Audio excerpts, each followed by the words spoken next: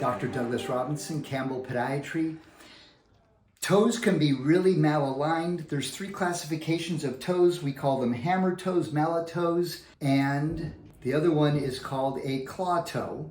And then there's some that don't even fall within that bracket because they're just so wacky, they're so turned. So this person's had this toe so malaligned for such a long time that this little piggy's the one that really is bothered because of this guy here being underneath.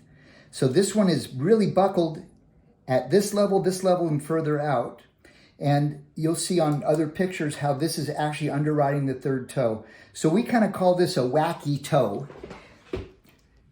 Just like Kleenex tissue, most people who were born in the 60s and 70s or older call all this Kleenex, but that's the manufacturer, but all this is facial tissue. So if your doctor talks to you about a hammer toe, it's kind of a catch-all term for anything that's not allowing that toe to be straight. So our goal today is I'm going to straighten this toe so it's like this, out of the way here, with a procedure called a Flexor Tenotomy and capsulotomy. This toe's getting numbed up, and then I'm going to make a small incision on the bottom.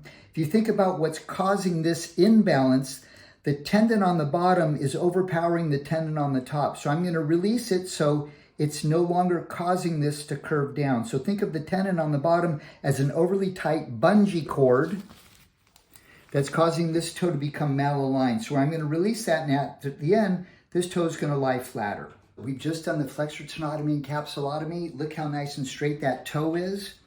Now the result of this is that that toe is going to lose its ability to purchase the ground. It will not be able to be scrunched.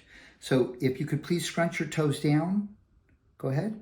See how it stays lazy like that? Eventually you'll be able to grip, but for months and months it's going to stay lazy like that.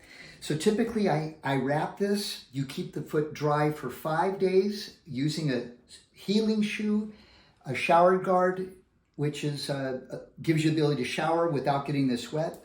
And then after 5 days, you're going to be splinting this with a Band-Aid. You put a little antibiotic ointment right on the incision. The incision is so small, it's going to heal by secondary intention, so there's no stitches needed. You can take a 1 by 3 inch Band-Aid, you cut it in half.